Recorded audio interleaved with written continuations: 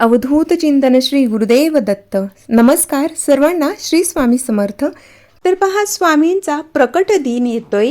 तर 3 मार्च ते 23 मार्च पर्यंत आपल्याला स्वामींची कोणती सेवा करायची आहे, कशी करायची आहे आणि स्वामींची 21 दिवसांची सेवा करताना चुकूनही ह्या चुका आपल्याला करायच्या नाहीयेत. तर त्या कोणत्या चुका आपल्याला टाळायच्या आहेत आणि ती सेवा कशी करायची आहे, संपूर्ण 21 दिवस स्वामींचा आशीर्वाद आपल्या पाठीशी राहावा यासाठी आपल्याला काय काय सेवा करायची आहे हेच आपण ह्या व्हिडिओमध्ये माहिती करून घेणार आहोत. तुमच्या अगदी सर्व प्रश्नांची उत्तरं तुम्हाला मिळतील, पण कृपया त्यासाठी व्हिडिओ पूर्ण पहा. चला तर व्हिडिओला सुरुवात करूया. सर्वात अगोदर की आपल्याला स्वामींची 3 मार्च पासून ते 23 मार्च पर्यंत, म्हणजे 3 तारखेपासून तर 23 तारखेपर्यंत प्रकट दिनाच्या दिवसापर्यंत स्वामींची कोणती सेवा करायची आहे. तर स्वामींची सर्वात प्रभावी सेवा की ती केल्याने तुमच्या मनातील ज्या काही मनोकामना असतील त्या नक्कीच पूर्ण होतील.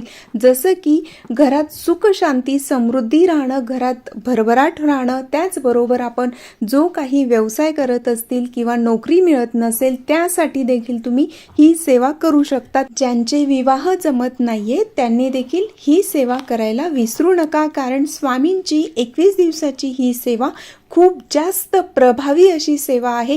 तुमच्या मनातील अगदी कोणतीही इच्छा स्वामी कृपेने नक्कीच पूर्ण होईल. फक्त त्यासाठी तेवढा दृढ विश्वास असायला हवा आणि स्वामींच्या आशीर्वादाने नक्कीच तुमच्या इच्छा स्वामी महाराज पूर्ण करतील एवढा विश्वास स्वामींवर असायलाच हवा. तर पहा, कोणत्याही कारणासाठी किंवा संकट येत असतील, अपघात होत असतील किंवा घरात वादविवाद असतील, पती पत्नींचं पटत नसेल, त्यासाठी देखील तुम्ही ही सेवा करू शकतात. किंवा मुलांसाठी तुम्ही ही सेवा करू शकतात. मुलांना जॉब मिळावा, मुलांचं लग्न व्हावं, त्याचबरोबर जर लहान मुलं असतील आणि ते चिडचिड करत असतील, सांगितलेलं ऐकत नसेल, तर त्यासाठी देखील तुम्ही ही सेवा करू शकतात. की स्वामींना विनंती करायची की जे तुमचं बाळ आहे ते अगदी चांगलं राहावं, व्यवस्थित राहावं, या पद्धतीने तुम्ही स्वामींना प्रार्थना करून या सेवेला सुरुवात करू शकतात. तर मग आता ही सेवा कोणती आहे, तर स्वामी चरित्र सारामृत हा दिव्य ग्रंथ आहे. श्री स्वामी चरित्र सारामृत या दिव्य ग्रंथाचे आपल्याला 3 तारखेपासून तर 23 तारखेपर्यंत प्रकट दिनाच्या दिवसापर्यंत स्वामींचे 21 पाठ आपल्याला वाचायचे आहेत. तर आता तुमच्या लक्षात आलंच ही सेवा का करायची आहे आणि किती दिवस करायची आहे. त्यानंतर की मग आता स्वामी चरित्र सारामृताचे 21 पाठ आपल्याला वाचायचे आहेत. तर त्यापूर्वी लक्षात घ्या, 21 पाठ म्हणजे प्रत्येक दिवशी आपल्याला संपूर्ण स्वामी चरित्र सारामृत वाचायचं आहे.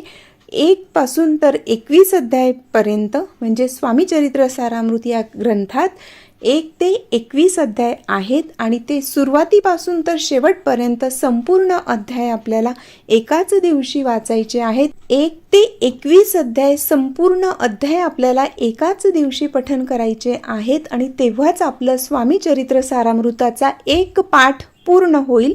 असे आपल्याला 21 पाठ वाचायचे आहेत, म्हणजे रोज संपूर्ण पुस्तक पठण करायचं आहे. जे नवीन आहेत त्यांच्यासाठी मी थोडं सविस्तर सांगितलं. त्यानंतर की स्वामी चरित्र सारामृत या ग्रंथाचं जेव्हा तुम्ही पारायणाला सुरुवात करतील, संकल्पयुक्त करणार असतील, 21 दिवसाचा संकल्प करायचा आहे, तर 3 तारखेपासून 23 तारखेपर्यंत 21 दिवसाचा संकल्प करायचा आहे. तर संकल्प कसा करावा, त्यासाठी तुम्ही ज्या दिवशी पारायणाला सुरुवात करणार असतील त्या दिवशी पहाटे लवकर उठून आपली जी काही रोजची नित्यकर्म आहेत ती आटोपल्यावर देवपूजा करायची आहे आणि देव्हाऱ्याजवळच आपल्याला बसून संकल्प घ्यायचा आहे. हातात पाणी घ्यायचं, अक्षता घ्यायच्या, स्वामींना मनोभावे प्रार्थना करायची आहे. मनातील ज्या काही तुमच्या मनोकामना आहेत, तुमच्या इच्छा आहेत, त्या स्वामींना सांगायचं आहे. स्वामींना सर्वच माहीत असतं, पण तरी देखील आपण आपला भाव व्यक्त करायचा आहे स्वामींजवळ. आणि जर काही संकट असतील ती दूर व्हावी यासाठी प्रार्थना करायची आहे. हातात पाणी, अक्षता, पुष्प घ्यायचं आहे. स्वतःचं नाव बोलायचं, गोत्र बोलायचं. गोत्र माहीत असेल तर गोत्राचा उच्चार करायचा, नसेल माहीत तर कश्यप बोलायचं आणि मनात मनातील इच्छा सांगून स्वामींना सांगायचं आहे की 21 दिवस ही सेवा तुम्ही आमच्याकडून पूर्ण करून घ्या, कारण स्वामीच आपली सेवा पूर्ण करून घेत असतात. म्हणून त्यांना विनंती करायची आहे आणि तळहातातील पाणी ताम्हणात सोडायचं आहे. अगदी साध्या पद्धतीने आपण संकल्प करायचा आहे.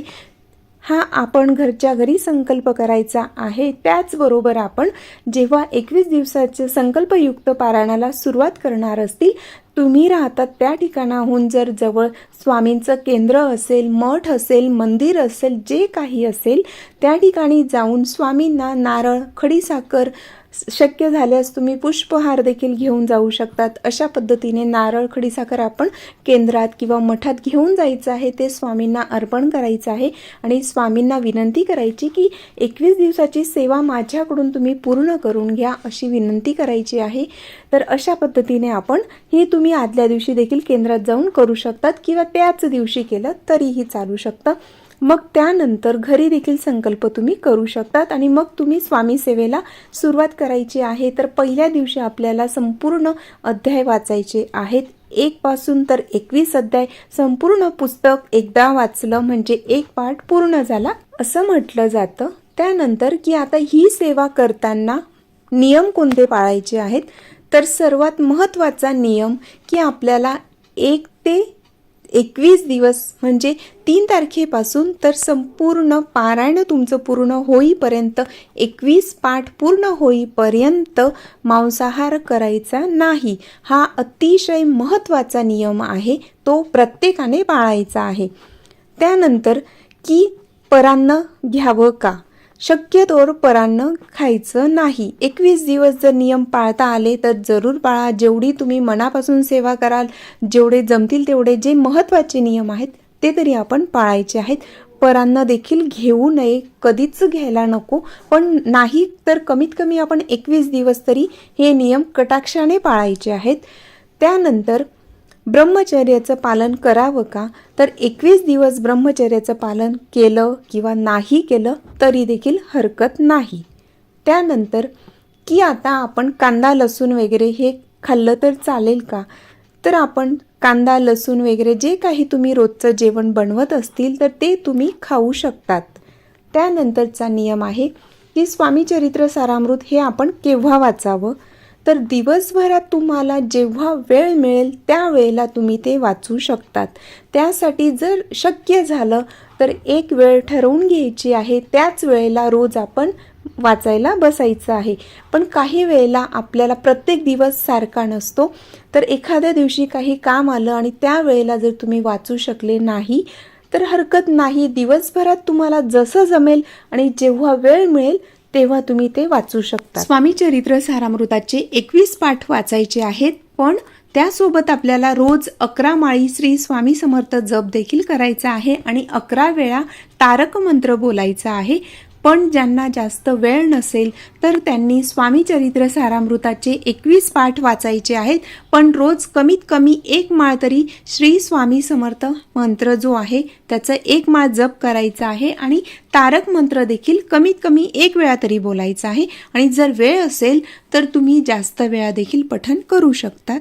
त्यानंतरचा महत्त्वाचा नियम की स्वामी चरित्र सारामृताचं पारायण करायचं आहे, पण आपण मांसाहार जर घरात बनवत असतील तर तो घरात बनवला तर चालेल का, तर कृपया असं करू नका. शक्यतोवर आपण तेवढे दिवस नियम पाळा, कारण एक जरी सेवा करत असेल म्हणजे घरातील एक व्यक्ती सेवा करत असेल तर घरातील इतर व्यक्तींनीही त्यांना सहकार्य करावं, कारण ती सेवा फक्त एकासाठी कधीही नसते. आणि जर आपल्या घरात स्वामी चरित्र सारामृत या दिव्य ग्रंथाचं पठण होत असेल तर नक्कीच प्रत्येकाला त्याचा फायदा होत असतो, त्याचे लाभ मिळत असतात.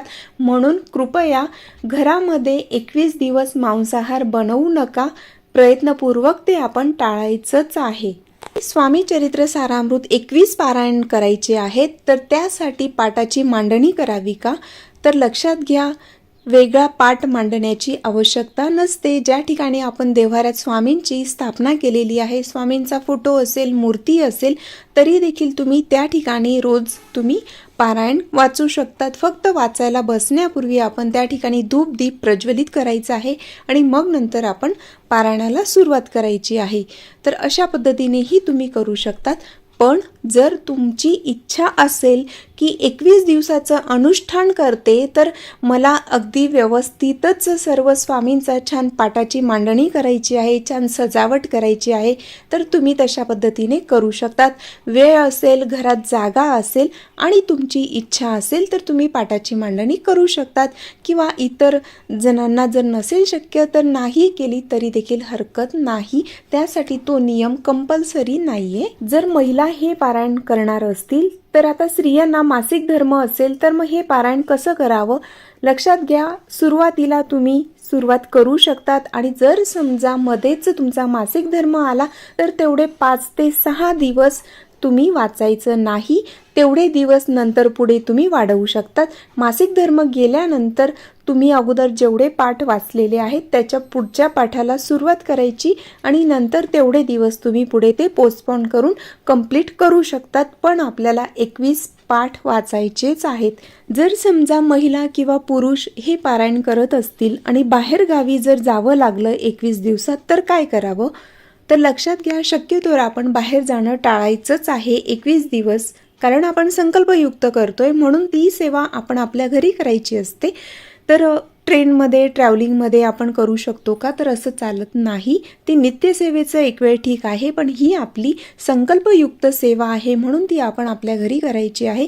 तर जर समजा तुम्हाला गावी जावंच लागलं एका दिवसासाठी तर तुम्ही वाचूनही जाऊ शकतात. किंवा जर तुम्ही सकाळी जाऊन संध्याकाळी येणार असतील तर आल्यानंतर देखील तुम्ही ते राहिलेला पाठ, ती सेवा तुम्ही स्वामीचरणी अर्पण करू शकतात.